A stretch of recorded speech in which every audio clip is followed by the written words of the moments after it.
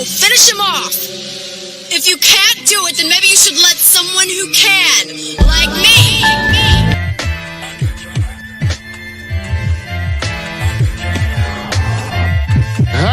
I'm the man, yes sir, that killed the bear barehanded so the people won't forget it. Getting money for I was legal to drink. I care what a broke nigga think. Just like the pack of Lewiz. Look, everything I do so cold. I can do this, both eyes closed. Too short, I stay on my toes. About that guap boy, anything goes. Help the bear if we outside. Help the bear if we outside.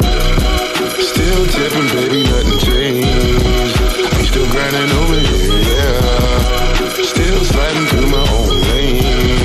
Shorty, nothing funny over here. Dollars rain everywhere around me. Dream to get money. Made it through the storm, living sunny.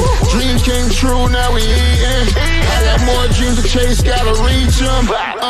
Trying to put a team together like the Hunger Games. Everybody grinding cause we all came from hunger pain.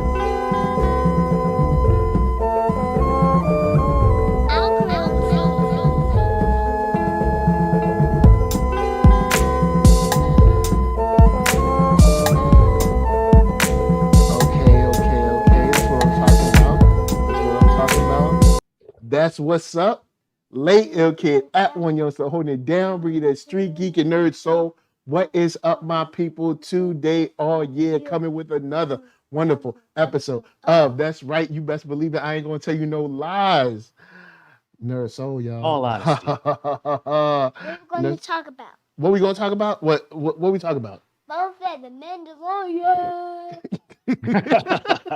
That's right. We talk about Boba Fett. All right, the finale. All right. From the Mandalorian. What channel? What it come on?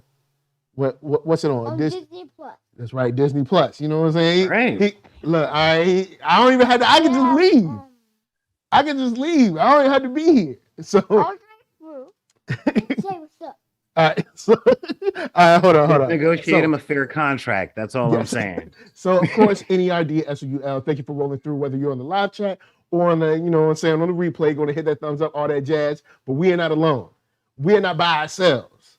Right over here, all right, in the square right beside mine, Solar Gray. Say what's up. Hey everybody, how's it going out there? This is Solar Gray, the cinematic sorcerer, and I'm coming to you, at least coming to the NERDSoul from the Wizard's Tower. And yeah, we are looking at that today. This has been the big one. This has been the buildup. This is what we've all been waiting for. You know, so Is now, Star Wars still life? Is it? In the bottom square, big shout out, RJ Nerdy Brew. What's up? What's going on? I'm happy to be here. Thank you for having me, Mike.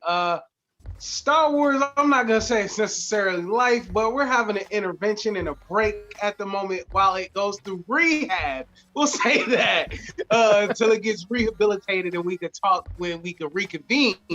But you can find me on YouTube at the Nerdy Brew. All right, cool. So, I will, since we're waiting for a member, possible member, might be a possible member coming through. I want to start off with something easy, if you will, if it's possible. Could you give me, Mr. RJ Nerdy Brew, your initial thoughts when the episode went off? Like the episode ends, the credits start to roll. How you feeling? I felt relieved that it was over. That's first and foremost. It was an emotional roller coaster of an entire series. I'll say this. Overall, I thought it was amazing Star Wars. What we got for Star Wars, I thought it was great to be included. As a show in itself, I got hurt. I was hurt pretty bad. Following through. So that's for me.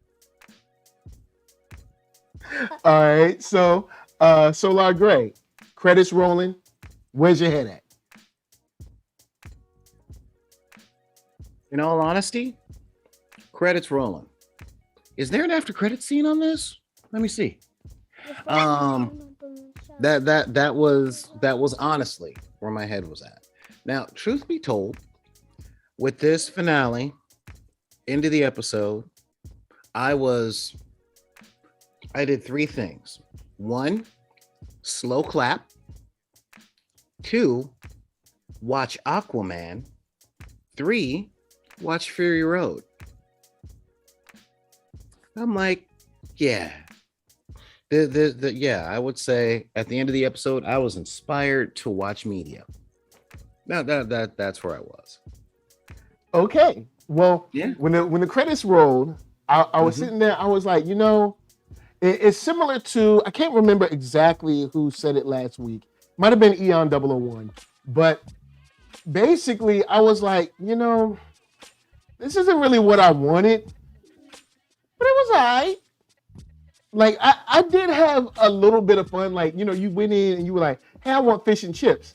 And they gave you some pizza. But it was some really good pizza. But you were just like, I didn't think I was getting this. Because that's not what's on the picture. So to paraphrase, yeah. And for a finale, it didn't really do it for me, especially when the titular actor was like, wait until episode 7. And I was like, oh snap. And I see where the oh snap came from. We're gonna talk about the oh snap, because it was oh snap. But at the same time, I was just like, all right, okay, I'm not angry. I'm not like throwing tomatoes. But, I'm just like, oh, okay. All right, well, I guess that's over. Okay. So I'm in the same place, Mike. Yeah, I'm in the exact same place. See, it was interesting because at the end of the episode, I was like, yeah, that's kind of here we go. Yep. Here we go. Yeah, at the end of the episode, he'll be in a second. I was very much like, that was kind of what I expected. Okay. Fascinating. Okay. And I'm wondering, am I just getting better at predicting media because I've seen so much? Okay. Or is this? I guess you can say. All right, so y'all know I'm a musician, and when I was first starting out, I would listen to one group over and over again, and I would learn to play at least one complete album by them from beginning to the end. Okay. And be it David Bowie or Earth, Wind and Fire, Parliament Funkadelic, or the Beatles, I pick an album and try and make it through the album. This was back in the days when we had tapes. So if you wanted to stop it, you had to push the button and then rewind. And I went and I always put my tape player on the other side of the room from where I was. So every mistake was inspiration to not mess up, because then I have to take off my bass, turn my bass off so I don't get feedback, make sure it wouldn't fall, walk across the room, rewind, walk back across the room and get it right this time so I don't have to do it again.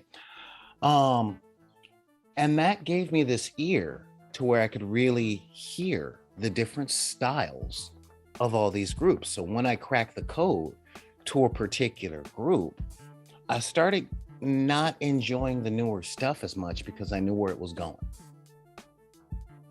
So you see, I went around the world and I kind of put all that there. And I've watched so much media and so much science fiction that I think I'm past the point where I'm looking for something original and I'm looking for something well done. You see what I mean? So I'm looking at it from a different point of view. See what I did there? Right. I just Obi-Wan all that. We got Hannibal Taboo up in here. Hannibal Taboo, say what's up. What's good? What's good? I'm sorry I was running a little late. Everybody wants to talk Boba Fett today. Busy day. So, question for you. Credits are rolling. What's on your mind? You finished the episode. The credits are rolling. How you feeling? I felt like I should stick around, and I was right. But once all was said and done, I was like, I just got Star Wars so hard. I love it. That was great. And I was happy. And honestly, I've watched a couple of episodes over since then. So, you stuck around after the credits. And you, yeah, I did. And you felt good. I did feel good because this tied up every thread that I was worried about. The only thing that is left undone for me is the essential rule of, Mandalore and what's going on with Bo-Katan's claim to the throne in that regard. But that's not really for the show. So ultimately, I'm like, yeah, all right, whatever, cool. I want to know, but I can deal with learning that later. Every other thread was tied up. The fact that you can drop Black K and break into a spin move and blast at somebody, that brother's like, he was like, no, we're going viral with this. We're going to hit this. I love that. This show had property damage. It had a giant kaiju trashing up. Property damage. It had giant robots. It was like this last episode was made for me, and it built up everything that happened. I still wish that I'd gotten a straight chronological telling of it, so I would honestly like an edit of that. But when I got here, I was very happy with what I ultimately achieved by the end of it. Even though somebody pointed out to me that the mayor of Mos Espa, that his name is Mayor McCheese, and I almost just had to go lay down for a while. So, and I was wrong. Madame Garza wasn't the big bad after all. Who knew? Yeah, So there you guys go. That's all of our general takes on it. General takes, because I didn't stay through the credits. I didn't stay. You know what I'm saying? I didn't stay. I'm gonna be honest. I didn't stay through the credits. I felt a certain way. I didn't stay. Not that I hated it, but I didn't stay. I'm a well-trained animal at this point, and I'm like, it's Disney, so I'm only scrubbed to the end of the credits. Because I'm expecting after credit sequence on like every TV show. Like if I watch DuckTales at this point, I'm like, not wait, let's get to the end of the credits. Because that's what Disney do. They do it with Marvel. They do it with Star Wars. So like even when I'm watching The Simpsons, I'm like, wait, is there an after credit sequence at this point? Okay, so So I'll go and check that. I hopefully it elevates everything for me. Hopefully it elevates everything. You know, I don't know if it will, but hopefully it does. It's not that big. Don't It's not hope. that big. Yeah, So- don't hope too hard. Just I want to get into it's the the episode. wafer at the end of the meal. You know, that's really what it is. It's So, yeah, not the wafer. Little amuse-bouche. Yeah, Little amuse-bouche. yeah, you know. So, It's that little Andes thing, you know, that peppermint and chocolate thing where instead of having dessert, they give you this and tell you to get out the restaurant because you've been there for 5 hours, type of thing. You know, all right, so Personal story. Okay. real quick, I'll say before we get into this episode, something that's on my mind because it's kind of popped up during the series a couple times. Robert Rodriguez, it doesn't really work for me. Like I can feel it. I can feel it. It doesn't really work for me. But in this episode, this is something that I think Marvel, that I've been saying about Marvel shows and Star Wars shows. I guess maybe less so because there's been less of them. But I would like a finale that was a little bit longer because it feels like we kind of like zoomed through, because there were a couple threads that you know, I mean, it's like we tied them up, but I felt like we were very, you know, cognizant of like, okay, all right, okay. It seemed more like a checklist, Let's keep going. like that Let's hour move. before you got off of work. Like, oh, before we get out of here, check. All right, did we do that? Check. All right, did we clean the bathroom? Check. All right. And I think Did we give the even Wookiee if we something to got rip like apart? maybe an Cool. extra 15 to 20 minutes, I think we could actually like breathe things out. And I mean, of course, you know, that's just me wanting more Star Wars because there was a lot of cool stuff in here, but I also sometimes feel rushed in some of these. And then since I'm like, it's streaming, we don't have to follow any like network rules, so why No, not? but you do I have to mean, follow y'all got all the budgetary money in the rules. world. You know what I'm saying? Y'all got all the money in the world. Ain't nobody stopping y'all. You know what I'm saying? Look. You ain't doing nothing but sitting on the couch, chilling. Why don't you make the episode a little bit longer? But You anyway. sound a lot like me before I used to get smacked in the mouth. See, my mom always used to tell me, I ain't got no money. I ain't got money. We can't afford that. I'm like, you just went out and literally bought 10 pairs of shoes. And you ain't doing nothing but sitting on the couch. Why am I cleaning? Why am I? Bam! It was her money.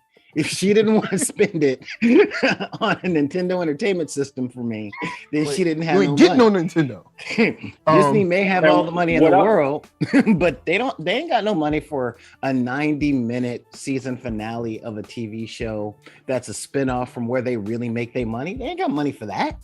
They got money for And bonuses. for me, So I think of the tail end of Paid in Full, where Eric B is like, your girl is mad at you because, and my girl's mad at me because we've been taking too long to finish this album. So We gotta need to go wrap home. it up and say peace. So I since this, you know, finale was kind of like a big action scene, let's just Great go in quote and at the get microphone theme. Damn.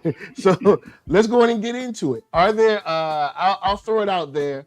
Are there any MVPs that stand out to you from this episode, Hannibal Taboo? First of all, we got to give it up for the Rancor.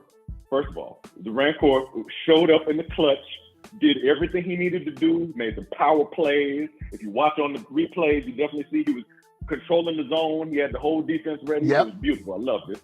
Big fan of that. Off the bench, Grogu, strong performance from Grogu off the bench. Tugging at your heartstrings with a little jump hug. Didn't see that coming. Loved it. Coming real hard with the shoulders of power, using the force. Oh, I'm gonna yank those knee bolts out. Oh, I'm gonna put this giant Rancor to sleep. I can do it all, baby. I'm a crossover player. I'm good. Strong there. But the line that really stuck with me more than anything, the exchange between Boba and Dim is like, you really believe all that Bantha voodoo? I'm with you till we both fall. I was like, family.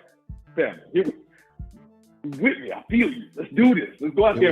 And then to follow that up with, oh, I'm gonna distract you with this idiot and come out jetpacks and blasters. Family, let's do this all day. I love it. So many great performances. Yeah, I will agree. Seeing Boba and Din with the jetpacks, that was fun. That was some youthful fun. Real talk. RJ. That's why the show was made. They're like, how do we get to jetpacks? Haven't we all asked that question? How do we get to jetpacks? Haven't we asked that question? It's like, can we make jetpacks? But even when I was younger, I used to be like, how do they do it without burning their butts? That was my only thought when I was little. Best scar. Yes, the G.I. Joe jetpack that went right on their back. I'm like, you gonna burn your entire booty off. That's like, isn't your butt gonna get hot? So, RJ, any MVPs this episode? MVPs. I wouldn't say necessarily for me MVPs, but there were some highlights that I liked. I like that the people of Freetown came. That was a nice highlight that came through. The Rancor, I kind of feel so about it. I love seeing it, and I love the connection that Boba Fett had with it. I'll get to the negatives later. But also I love Fennec Shan at the end. I loved it at the end with Fennec Shan doing what she did. I was kind of waiting for that for the entire episode. And when they executed that, see what I did there? It just turned out, well in the episode. I loved it. I love that. I love that part.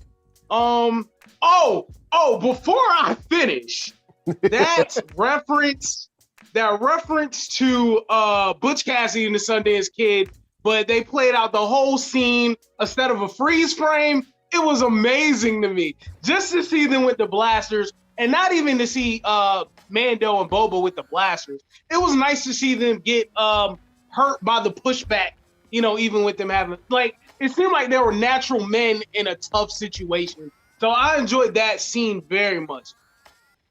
All right, Solar.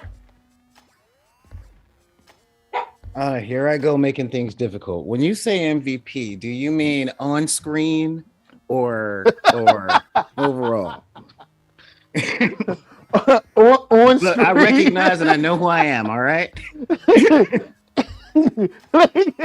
Because see, I gotta say the MVP for me in this episode was the cinematographer. I mean, that was the whole thing. Like, real talk, all right? RJ nailed it with the Butch Cassidy and Sundance Kid moment. And this was a Robert Rodriguez project, because Robert Rodriguez does I don't want send all emails to backinthedeck@gmail.com. This is NERDSoul does not reflect, in my opinions, are not a reflection on NERDSoul LLC. But Robert Rodriguez does man action. That is what he does. Man when action. You get man action from El Mariachi to Grindhouse. Mandalorian action.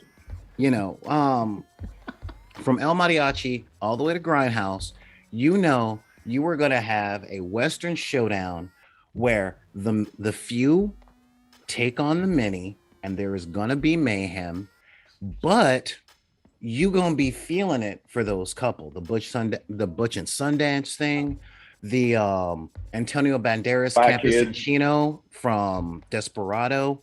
Like, when you had Din Djarin and Boba Fett back to back and then switch around, one's up, one's down on his knee, I'm like, yep, this is Robert Rodriguez. But that cinematographer, like I said, Hannibal wasn't here when I said what I did afterwards. I had to go watch Aquaman and Fury Road afterwards, because the visual sensibilities of this episode were very, very, very well utilized. Now, as far as character goes, MVP, I got to give it up to Boba. Boba is the MVP. This episode really showed. All right. For those of you old heads out there, all right, this show showed that Boba Fett was a different flavor of Danny Ocean, Hannibal Smith. I would even say Hans Gruber without John McClane. He set up everything to be a mastermind. So at the end of everything, when he and Fennec were walking down the street and he looked over and said, I don't think I'm cut out for this, I was waiting for him to light a cigar and say, I love it when a plan comes together. Because seriously, this was, that was the whole thing. Like every single thing that happened in this thing was, okay, I got a plan for that. Actually, he reminded me of Elizabeth Warren.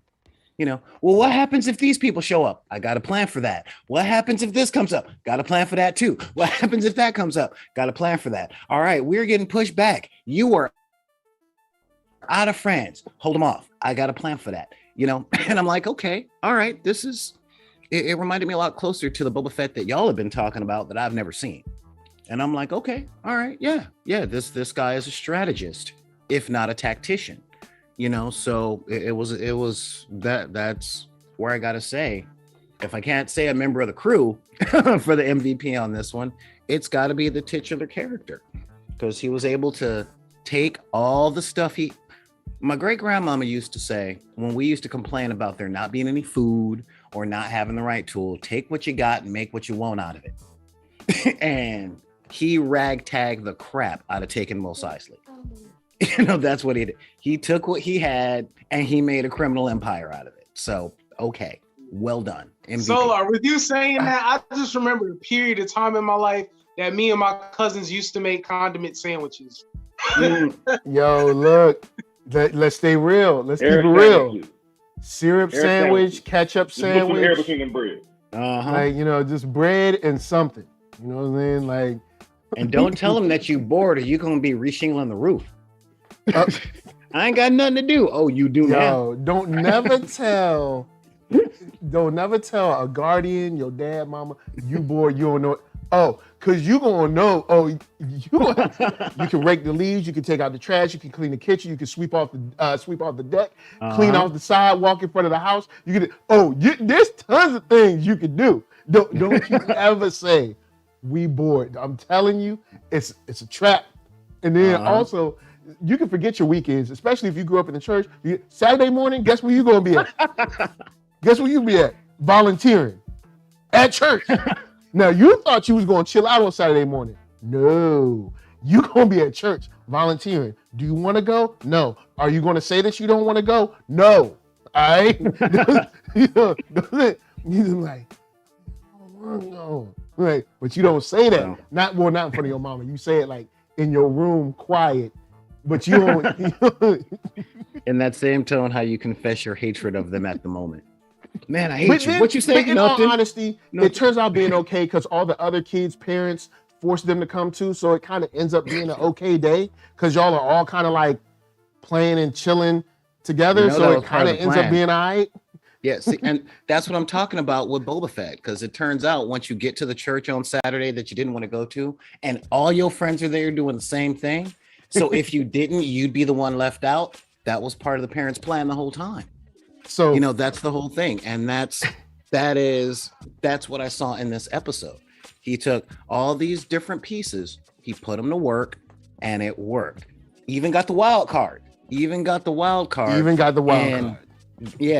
card in the popular merchandising opportunity when Grogu showed up, and it was like, when I said also, if you think Rancors ain't about to start selling, I was about to say that.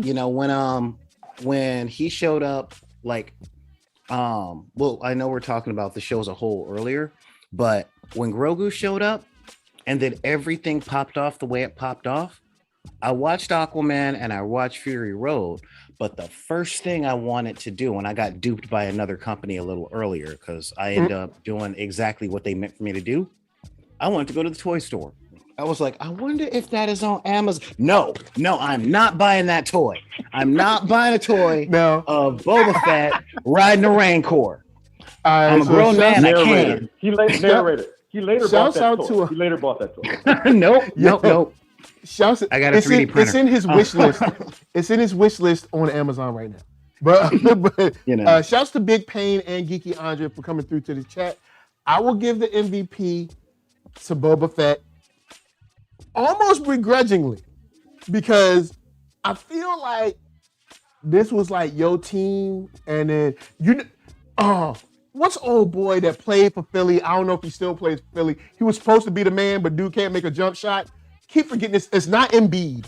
Oh man, people always talk about he can't shoot, but anyway, like people thought you was gonna be the man, and then it ends up like MB's the man. Like people thought like, yo, Boba Fett is gonna be your show. Then it's like, oh, is that your chick? But anyway, at the end, Boba Fett faced down his past and put it to rest.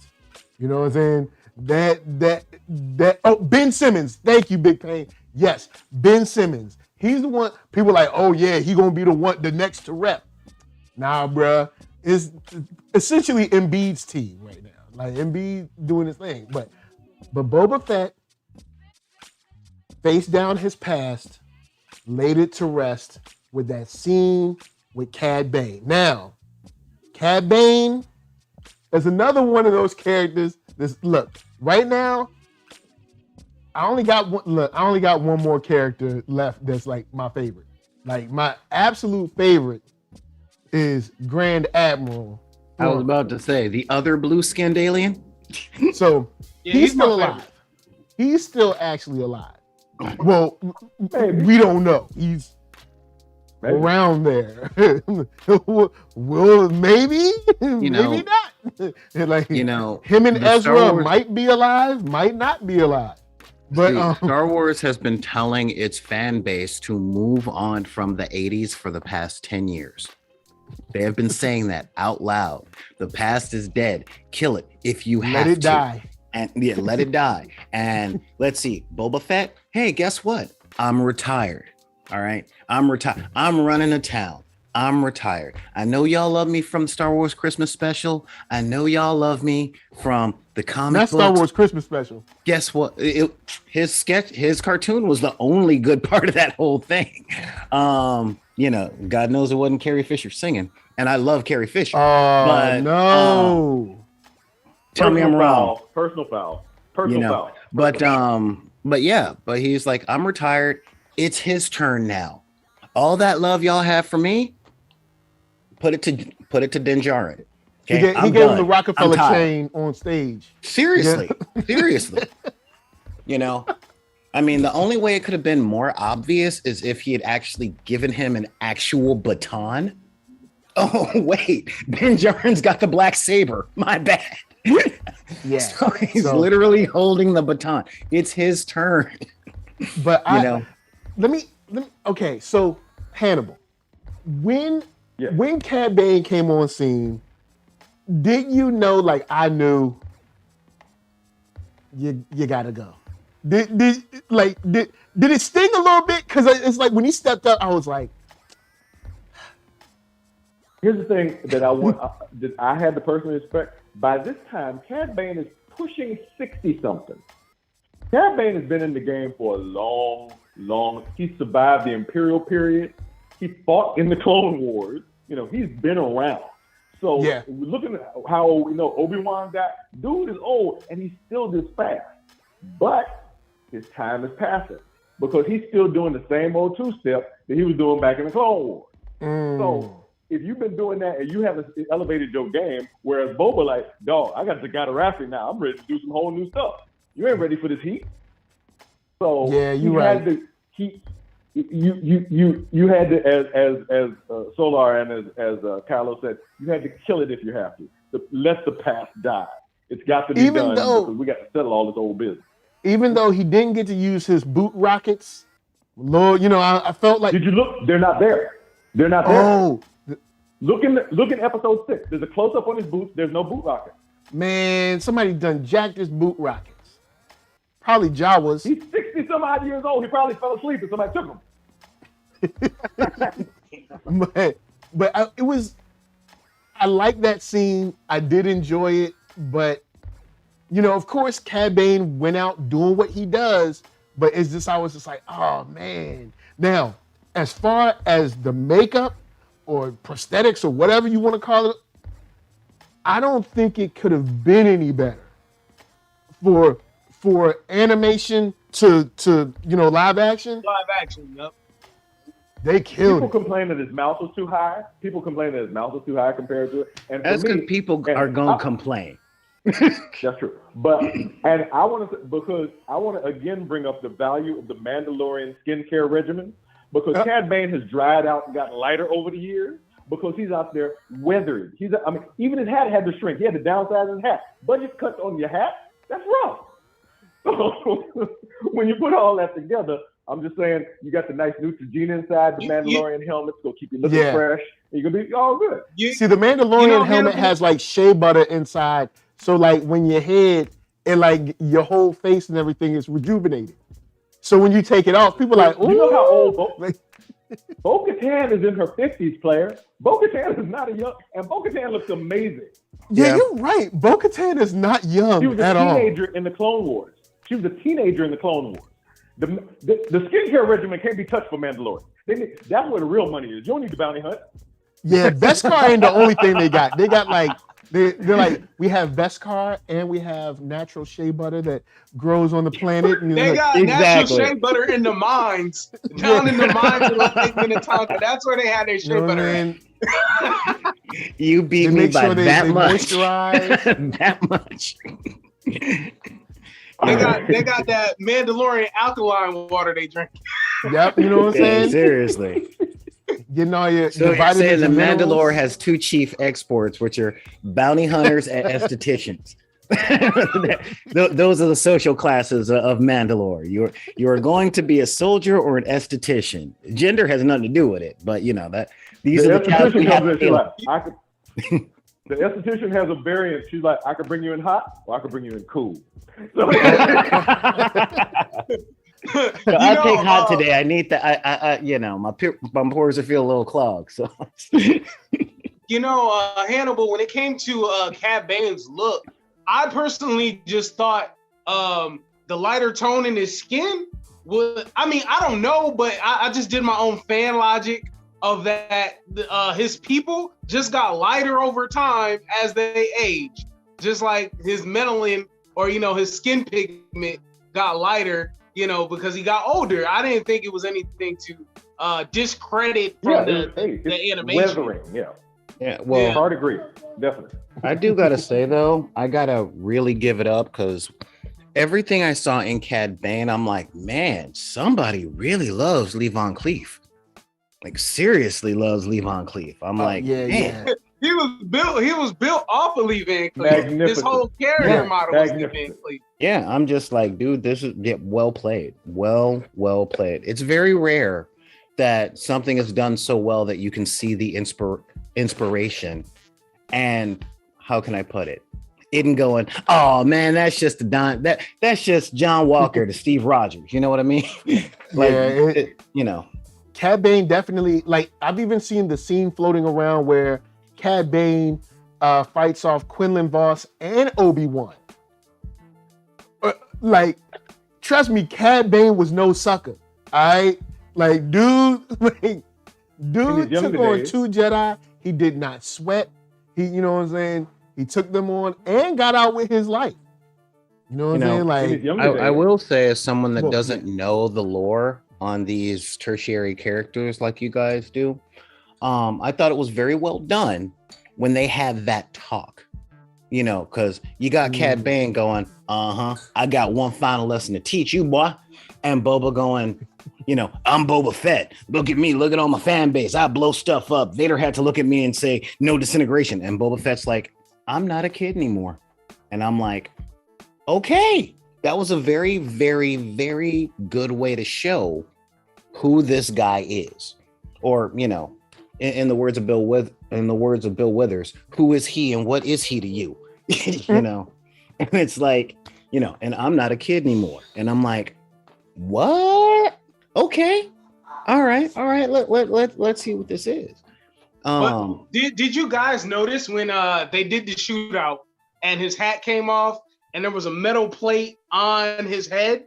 That was from a deleted scene from the Clone Wars when they went through a draw.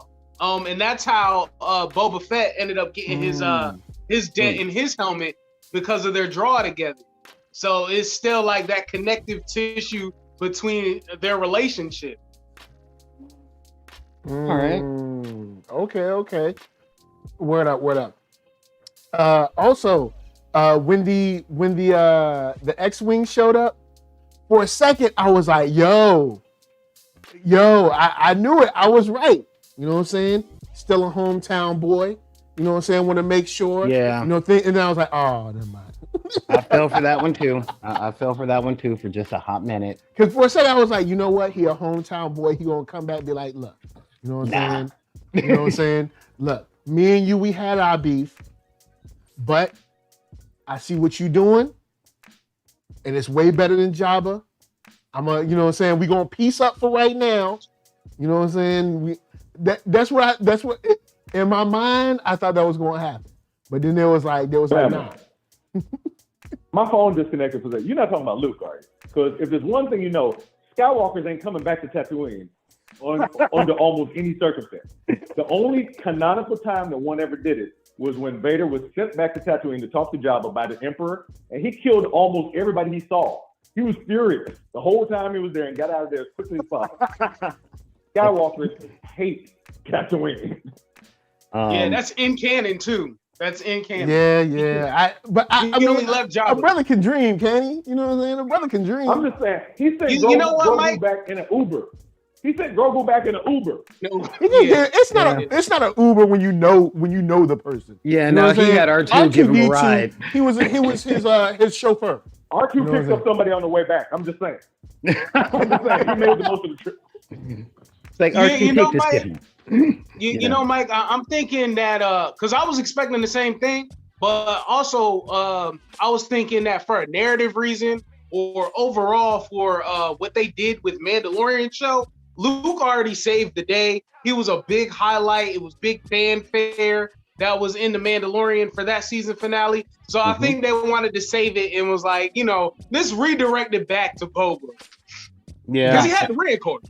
And I will say those big robots, like, look, we all love big robots, but when they came, say it again. Scorpionex droids. Yeah, they're basically the big brothers of destroyer droids from the Clone Wars. Yeah, because I was like, at first I was like, oh, those are destroyers. Then I was like, oh, no, I don't know what these is. Yeah, it's that is a really big, like, they use that trope really well. I'm taken back to the Mines of Moria and Lord of the Rings, where it's like, we're fighting. Yeah, they're running away. Yeah, we're making ground. And as an audience member, I'm like, no, you're not. you're not.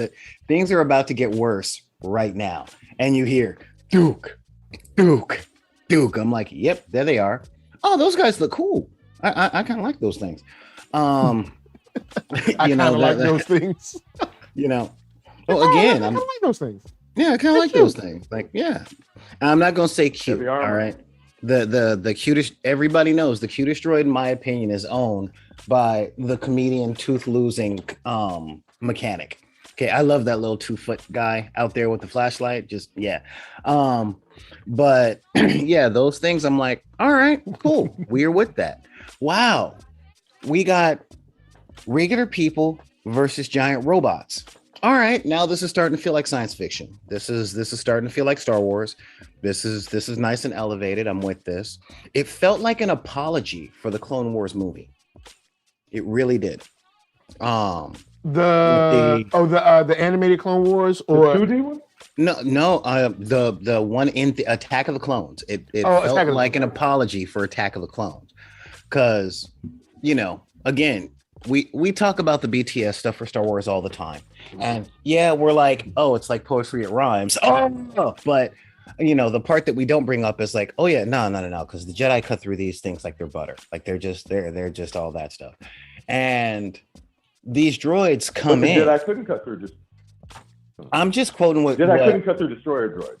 Destroyer droids were always a problem for Jedi. I get that. The force fields are a problem. Yeah, I get that. But most of the people, when it comes to droids and Star Wars, not the people steeped in lore like you guys, but I'm just talking the regular old person that knows Star Wars and likes Star Wars. They don't think about the destroyers. When they hear droids, they think R2, C-3PO, and those little guys that kept saying Roger, Roger. That's it. Oh, so I guess I can see what you think. So when these guys came in, it's like, oh, that's why people are a little around droids, because sometimes people need the marketing for droids and the story is always in conflict, because droids equal toy sales, but in the story nobody likes them. So you need to be reminded every once in a while why people would be like, nah, man, nah, I don't know if he's got a radio to one of those big guys with all the with all the guns. And that was a very good way of showing it.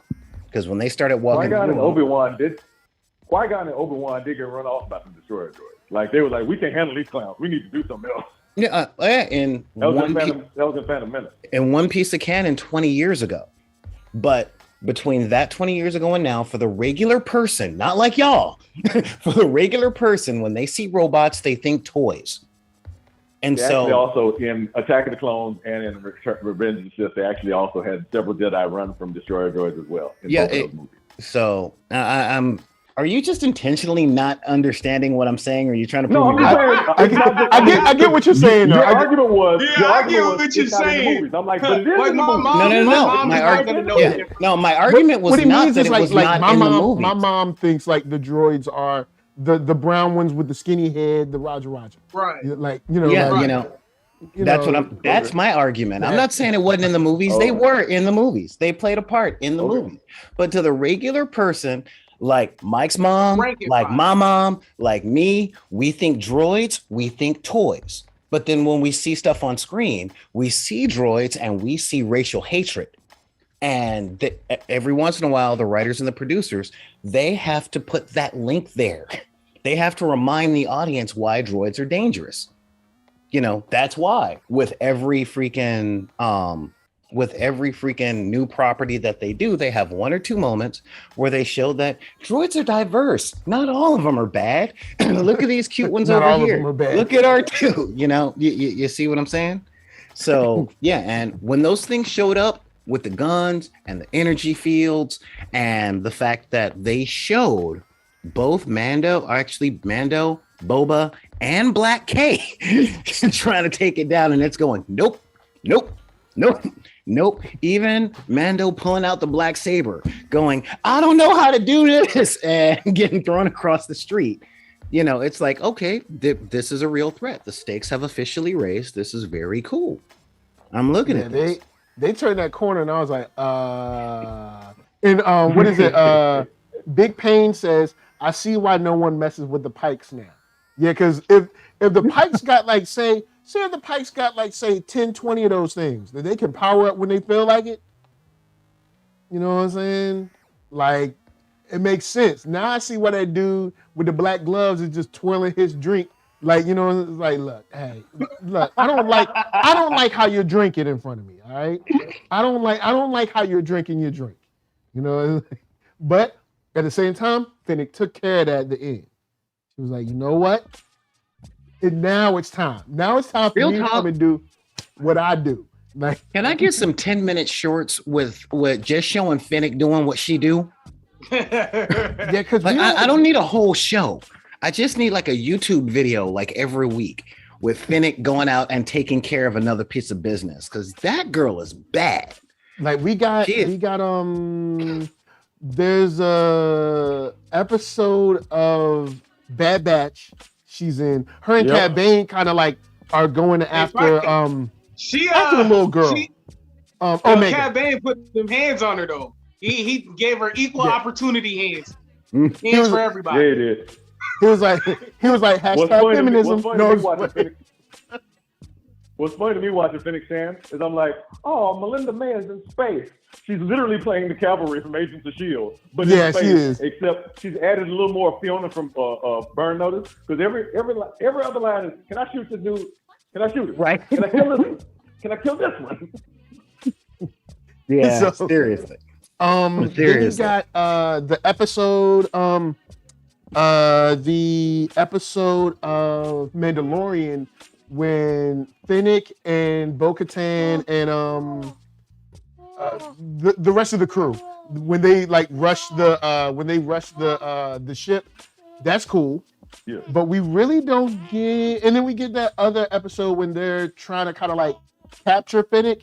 We don't really get to see her that much. So yeah, maybe a couple shorts could be cool. Yeah. You know? Yeah, because I mean, you know, it's one of those things where it's like there's not enough mystery in Finnick for us to be like, oh, what's she gonna do next? It's really she gonna show up and people gonna die. So we can't use that line. You know, she is literally the Wolverine to this crew.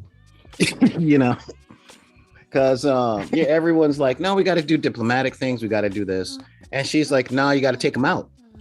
You know, and I do like their dynamic because again, I like crime stories. I like stories about the rise to power. And you got the muscle going, you know, on the street, we wouldn't handle this. And the mastermind going, but we going beyond the street. You see what I mean? It's interesting you bring that up because he learned this dynamic from his father. Fennec Shand is an upgrade from Zam Wessel because this is the relationship that was shown in Attack of the Clones between Zam Wessel and Jango Fett. Jango was like, look, I'm subcontracting the job to you, but I don't need no messy stuff. He was basically like, she was like, I got you. Don't worry about it, I got it. And then she came back, she's like, I ain't got it. So, man, if you didn't want him dead, why'd you leave him with me? Exactly. And Geeky Andre said, they can absolutely do an Assassin's Creed type show starring Fennec Shand. The way she took out the Pikes and the mayor was straight up Assassin's Creed. I wouldn't be mad at something like that. Like, I mean, because how about a video I could take 3 episodes. How about a video game? Yeah, a video game would be great. A video game would be really, really great. You know, I'm down for that. It could show her doing the stealth stuff and then coming out and taking out the target. Like it could even have a name like Assassin's Creed. I see what you did. I got you. Oh boy. So I wouldn't be mad at that. Before we get final thoughts, is there anything that you wish you got this season that you didn't get? Start with Ryan. Yeah, I kind of wish that the structure of the narrative overall visually was different. I feel like the backstory of him with the Tuskens could have been a lot quicker. Instead of being brought out for 3 episodes, even though they had the present day with the hipster teenagers, I feel like there could have been just a little bit more concise with his past that he got out the Sarlacc pit.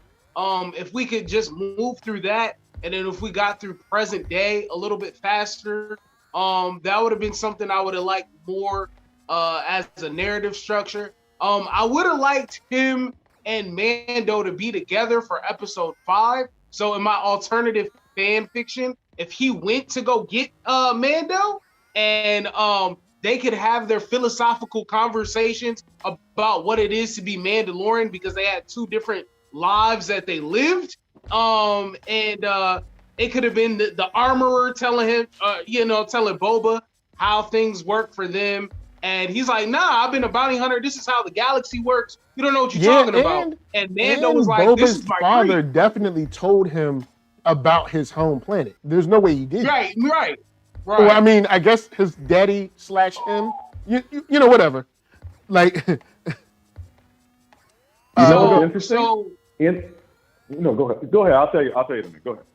No, I just feel like, just certain narrative beats to make it more streamlined. I feel like overall the show was ebb and flow, highs and lows, peaks and valleys. And you know, the highlights that were there were a lot of cool moments in the show that made me love Star Wars for the moments that it was having. But as a viewer of the show, I feel like it was all right. It was okay. I don't necessarily need a season 2, but I like its place for continuing the universe that they're trying to grow. So that's where I'm at. Okay, Hannibal. RJ brought up something that actually I had to think. I don't believe canonically Boba Fett has ever been to Mandalore. Boba Fett has never actually been to Mandalore. So his entire experience, like with Killmonger, his entire experience with his culture is through his father. He has the chain code, which is interesting. The chain codes were introduced at the end of the Clone Wars with the introduction of the Empire. So chain codes didn't really exist prior to that. So, but he has the chain code tracking back the history of the armor and where the family Clan Fett came from. So I appreciate all that conceptually, but he's not a Mandalorian in the same sense. So I hear that the interesting part of that, and that's kind of why Bo-Katan was kind of like clown. She's like, "Man, you ain't even been the Mandalorian. What you talking about?" But what I would have liked to seen out of this, I don't know if Boba Fett's ideas on what a Mandalorian is or that Mandalorian, honestly. But I would have liked to seen this as a straight linear retelling. I would like to see this recut from hand out of the sand all the way up through the Rancor fight to respect the people in town. I'd like that linear. I'm extremely, extremely curious to find out what's happening with Bo-Katan, with the leadership of the Mandalorian people and the overall challenge of their culture in trying to survive after the Night of 1,000 Tears. So I'm very, very interested in that, but I know I got to wait for Mandalorian season 3 for that. And I'm like, okay, fine, I'll wait, but I want to know, because clearly he had a discussion with Bo-Katan and I don't know about it, and I'd like to hear about it, but here we are. And Solar? Couple of things. What I would have liked to have seen from this show, and I'm keeping it within that, all right, just within this show. I would have liked one less episode focusing on Din Djarin, because he's got his own show. And to fill that slot, I would have liked a little bit more, I don't want to say character development, but this leads into my second point of the thing that I wanted. I wanted a little bit more of an emotional connection with Boba. So more conversations with Fennec. You know, if he and Fennec had more screen time together where they got to know each other through anything other than violence, that would have been cool. I am 100% on the boat with Hannibal, with the linear storytelling. You know, I know we are in an age where Chris Nolan has influenced everyone. So, you know, that whole telling the flashbacks as part of the narrative so that the audience don't get bored. I'm like, people, trust us a little more, you know, and trust your writers a little bit more. Or if they write a good linear story, get bored, make your backstory better. Yeah. I mean, seriously speaking, like, nobody complains about the linear narrative of Luke Skywalker. It goes from New Hope to Return of the Jedi, and people have been writing that for 3 generations now. So, you know, we can take it. Yeah, I would have liked a little bit more relationship building in regards to Boba Fett, the relationship between he and Fennec, and the relationship between he and the people of the town. And I think that could have been done had you sliced off that first episode that was an addition to Mandalorian season 2 and pop that in, you know, because it was nice to know how Din Djarin came to Tatooine and decided to work for Boba Fett. That was important. But his other adventure, I'm like, dude, I don't need a 1-hour trailer for the next season of the show that I'm gonna watch anyway. Okay. I mean, let's be real. Showing like that gunfight at the end where those two were talking, and it's like, you know, you're out of friends, I'm with you to the end, we both die for honor. That is enough to get people going back and watching the first 2 seasons of The Mandalorian, going, who is this dude, if they don't know already? You know, so a little bit more trust from the executive board on that, more trust in the story group, more trust in the audience. So yeah, a linear tale and a little more relationship building with this new crime lord. Because looking back on the whole season, Boba Fett's there and people are like, oh, you are Boba Fett. Okay, you are the best bet in town. While the regular people of the town are going, oh, we got a new crime lord? Well, you know, and how many shots did you want with that? You know, how many cubes of ice? Oh, new crime lord. Oh, he doesn't use a skitter. Okay. And moving on. So, but then juxtapose that with the end, and it's like the people dig him because he saved the town. But so what? Now it's like, you saved the town. Yeah, cool. And considering that we got more relationship building in every episode of The Mandalorian with all the people that were there. Din Djarin's relationship with the Tuscans was based on that one episode he did with Timothy Oliphant. Timothy Oliphant's relationship with the town was done in the same episode. Mando's relationship with the mechanic, you know. So we're watching all these other relationships get built, and then we get an old character that regular audience members don't know that much about coming in and taking over this town. And it's like, you know, how do they feel about him and how can he turn them around, you know? So I think one of the episodes that focused mainly on Din Djarin, like I could have gone without seeing Din Djarin give the shirt to Grogu and have his talk with Ahsoka. I could have waited for the next season of Mandalorian for that. You know, and I know I didn't need to see the N1 being built. Yeah. So one of those two things, you know, one of those two episodes could have been removed for relationship building with Boba Fett so that the audience has more care for the character and the audience has more emotional connection to what he's trying to save.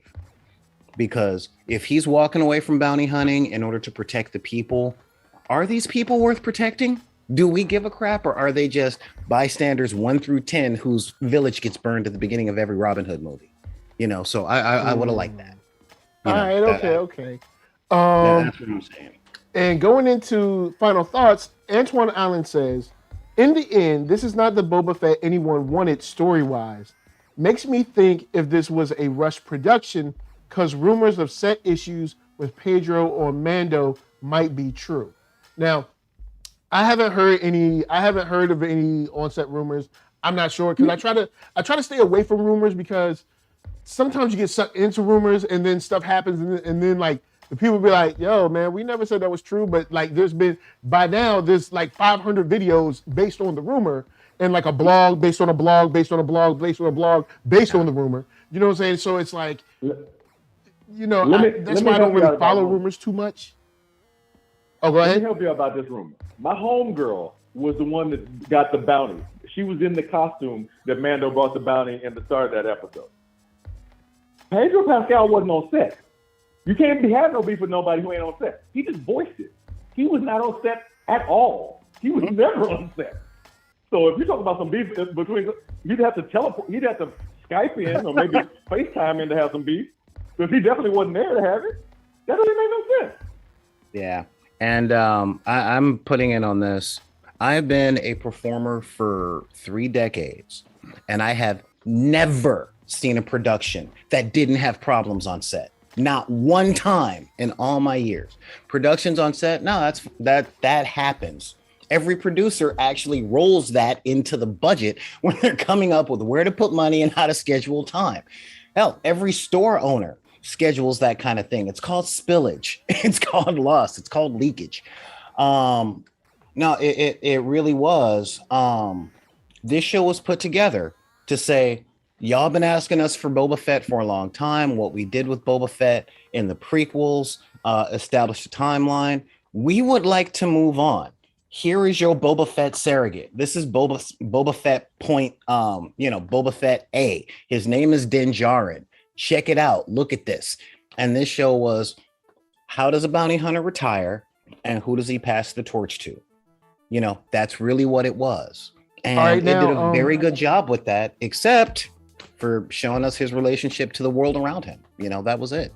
Now the chat came in with the poll saying 80% yes, they were feeling Boba Fett. So I'll start off final thoughts. Final thoughts. Did I have a lot of fun watching this show? For the most part, yeah. Like, and with the poll, 80% to 20%. I'm about 80 to 90%. There were some things where I was like, man, you think about it and you're like, well, this isn't really coming off like a Boba Fett show, but this does worlds of work for Star Wars. Like for Star Wars as a whole, this does worlds of work. But to Celular's point, I feel like I could know Boba more than I know him now. But did I enjoy the fight scenes? Yes. Did I enjoy the connection with the Tuscans? Definitely. Seeing the Pikes roll through and get a little bit more love than they got in the animated series. Yeah. So for a galaxy building standpoint, like I thought this was pretty cool. I enjoyed it. And all y'all might as well go and get y'all money ready. All right, because there's gonna be Rancor toys. And now that we see that your boy got the little chainmail, Grogu got the chainmail, there will be a new outfit. Going to get that money ready. All right, look, I got a big Grogu. Don't forget the new ship. Don't forget the new ship toy. And the new ship. Trust me, there's gonna be all your N1 starfighters that y'all bought with the chrome and yellow. All chrome now. So it's old. It's the new chrome. But so did I enjoy it? Yes. Do I think it's Tyler Bennett, who's in the chat right now? I was doing the return of Star Trek Discovery yesterday, and he was like, Star Wars brings the streets out, and I was like, yeah, I feel you. But honestly, as far as the season is going right now, like Star Trek, that Discovery boy, and I know they're two different things, but that Discovery been hot since episode 1. Like they ain't playing, but I like it. Just not for what I thought it was gonna be, but can I live with it? Yeah, I think I can live with it. How about you, RJ? Oh, and tell them where they can find you. Sorry. Oh yeah, that too. You know how I operate. So my final thoughts is that I agree with Solar. I agree with Hannibal Taboo about having a linear storyline. I also agree with Solar regards of having more character development. If we had, it was 7 episodes, and if we had 3 episodes with him being in the town, different scenarios. So when he had the episode of meeting the hipsters and they were beefing about the water prices, why they gotta be the hipsters? I don't know what they call them, but the mod children. And if there were 2 more episodes of different scenarios, what's that? That was not Link. I will not call them the Mod Squad. That was not Link. It was not Link. No. Man, I missed the Mod Squad. But anywho, back to Boba. I needed two more episodes about him dealing in the town, and how he grows and why he would say those are his people. Also, I might be somebody to, get some dislikes on this video. I don't know. Don't do that. But I feel like with Grogu being back, I feel like it took away from what season 2 of The Mandalorian was about. I think with him being back and their reconnection, that they're back at status quo of what the show started out as. And there was just a lot of emotional buildup at the end of that finale. We're going into season 3. I would have liked the different Mando, but we got that all during Boba Fett show. But with that being said, I'll discuss it more on my channel at the Nerdy Brew, where you can find me, where we talk TV, movies, and everything in between. All I drinking a cup of coffee. There's a segue there. I saw a segue. All right, Solar Gray. Oh man. Overall, I only have one major beef with this show, coming in as way more of a Trekkie and way more of a Whovian than I am a Warhead. All right. And that is the name. Okay. Had this not been the Book of Boba Fett and been, I don't know, the Trials of Tatooine or Star Wars: The Tatooine Chronicles. Trials of Tatooine. You know what? Look, don't give it to him. Because look, a year from now, they'll be like, we have an anthology series. Oh no, honestly, I'm taking it off their table. Once we put this on your channel and it's out there, they can't use it because they're risk averse and they might be afraid that I'll try and sue. So yeah, I'm putting it out there and taking it away from them. Y'all missed it. Not be mad. All right, that's why you should answer my letters. They copyrighted the word Tatooine. They ain't worried about you. They copyrighted the word Tatooine. But yeah, real talk. The name of the show and the marketing machine promised us a premise that they didn't deliver on that note. Okay. I already said what they could have done to deliver on that note. But if a name change is my biggest complaint about this whole thing, then they did a real good job.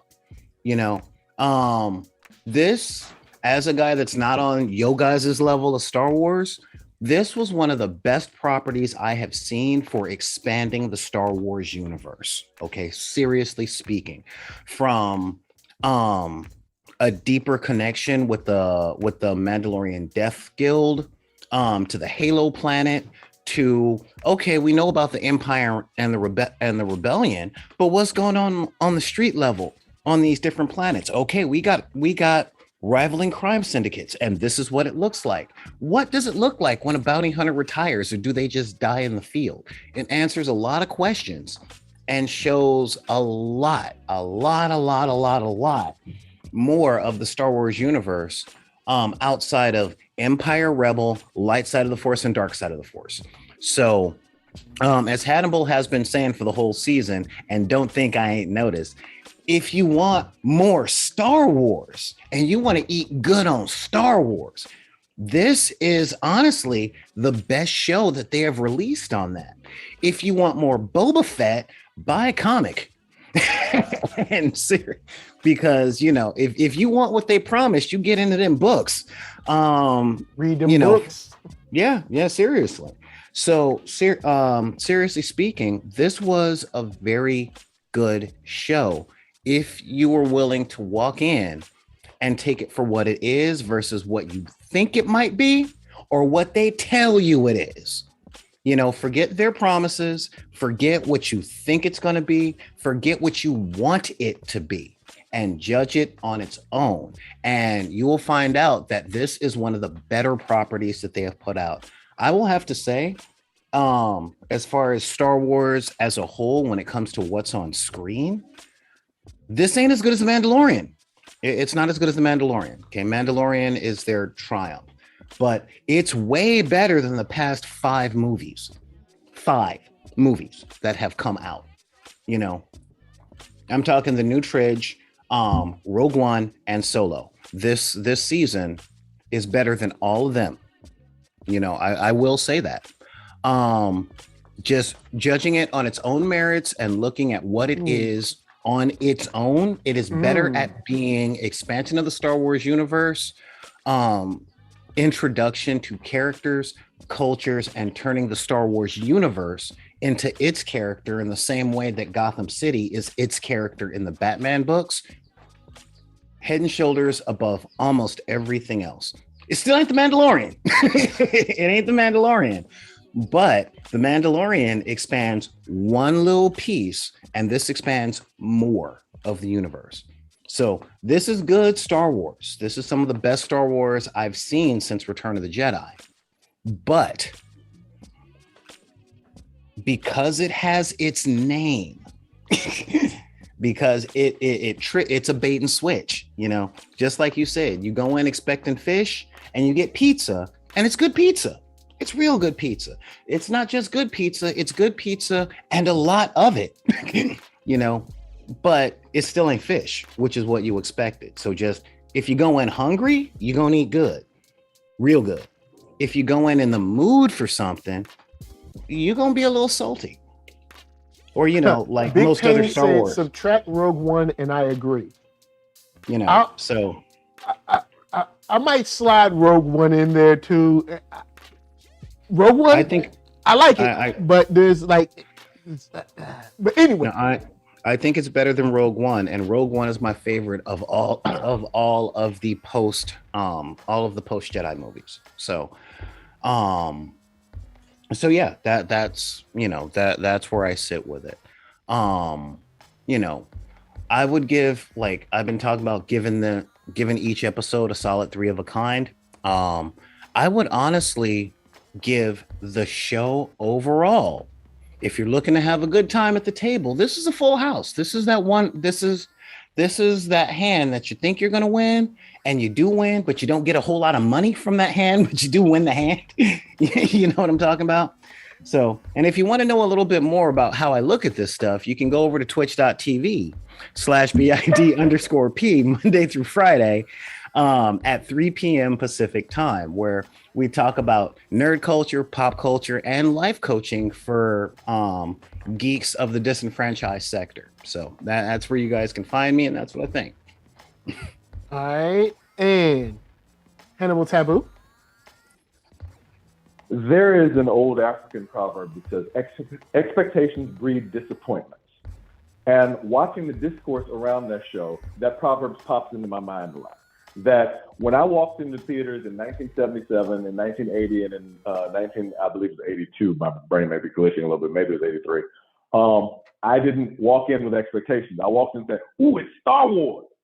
And I did the same thing here because I didn't watch a show called The Book of Boba Fett. I watched a show called Star Wars, The Book of Boba Fett. It wasn't Starfield. It wasn't Star relationships with people in town. It wasn't Star, let me get into this character. It's not. George Lucas intentionally made pulp entertainment that he liked when he was a kid.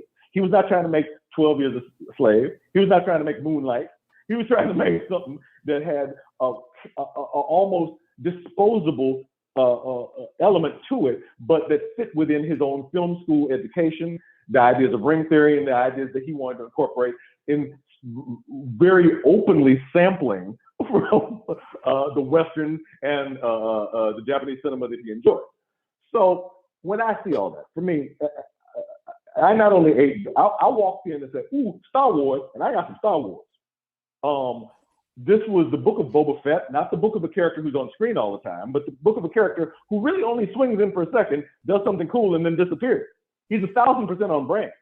And he got billing and money for being the star of the show without even having to show up for work all the day. That's beautiful. That's a beautiful thing. In this economy, you can't be mad at that. So, well, at least I can't be mad at that. Oh boy. So with that in mind, I'm looking forward to my rewatching it. I'm very excited to look at my rewatch of this. The comment that this is better. I watch Rogue One every Father's Day because I love Rogue One. So that one, it's hard. It might be true. It's hard for me to admit that this is better than that, but it probably is. But it's gonna be hard for me to admit. And I enjoyed being back in this world. I enjoyed the depth. I enjoyed the scope that I got to see new things, new places, new people, stuff going on. I'm a little disappointed that I was wrong, that Madame Garza wasn't actually the big bad, that she actually just got blown up. But hey, I've been wrong about things before. Cool. I don't mind my expectations being incorrect there. What I do mind is that people don't know how to find me, which is at Hannibal Taboo on Twitter, Instagram, Tumblr, and Facebook. You can find me there. I saw you stumble on your segue so long. I was like, I gotta clean that up. But I can also, my reviews are on bleedingcool.com and on Nerdorama with Mo and Tuala on the iHeartRadio podcast network. And my mix show is Sunday nights at 11 p.m. on KTBH LP 101.5 FM in Los Angeles or lpfm.la in your browser. And I believe Project Wildfire will be in comic book stores after the supply chain shortage lets up this March or April. So please look out for that. And as always, thank you for having me. All right. Well, since we're talking about final thoughts, you guys kind of know how I feel about the show. I'll say this one thing about Rogue One. Rogue One is a movie that I do enjoy, but I don't know if everyone knows where I sit on the casting. I don't know. It's still in my mind. It's still in my heart, still in my spirit. Felicity Jones, I don't get it. I didn't get it then. I don't get it now. She doesn't crush the role for me. I really wish that role went to Nicole Bahari, and that changes the whole movie for a brother.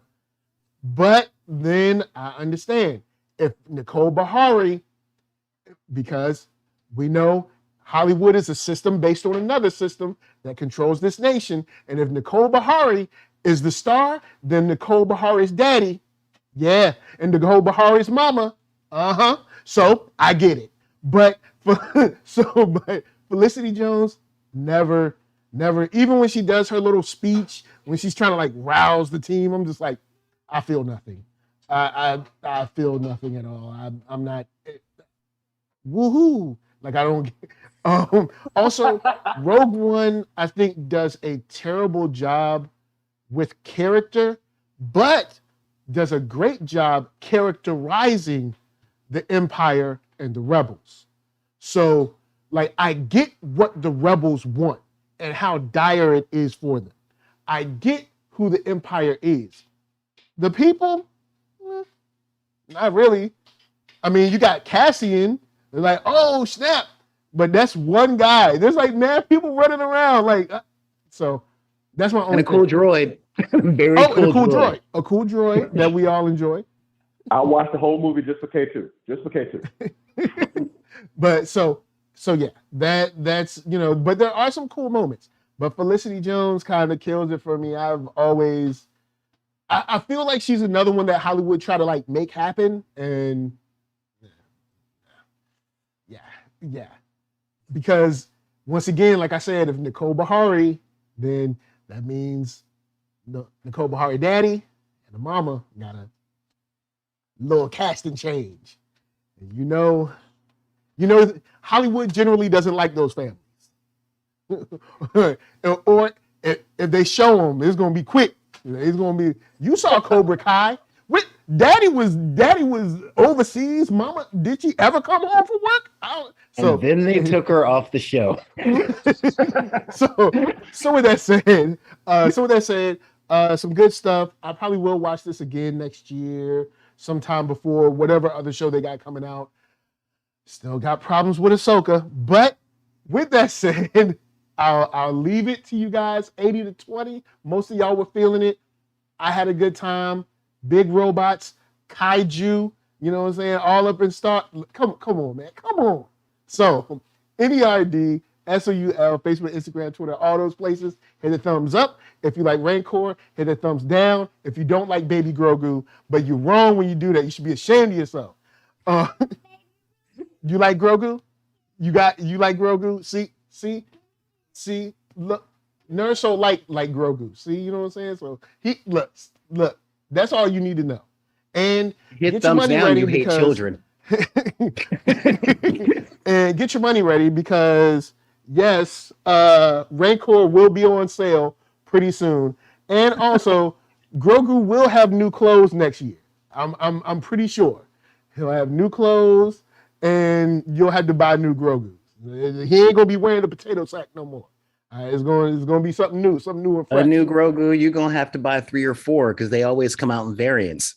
Yeah, because I got one with the regular clothes. I got this, then I have 2. One with the regular clothes and one with a little Christmas pattern. So I got Christmas Grogu, and then I got, you know what I'm saying? I got, you didn't know Jesus Christ was in the galaxy, did you? Huh? Y'all thought gospel has gone too far. You know what I'm saying? First of all, I know the true meaning of Life Day. I know the true meaning of Life Day. You don't have to tell me. I know. Anyway, we got podcasts, all that stuff. We're going to leave y'all with Black Comics. I'll go see... Who? Are you going to talk about Black Comics? Yeah, Black Comics. We got all kinds of comics they're going to be able to see on the screen. Got Elixir, I'll go see, and PL. Parker Lewis. Uh-huh. We got a new album, like... Anyway, y'all, look, from us to y'all, thank you for watching. Peace. We out.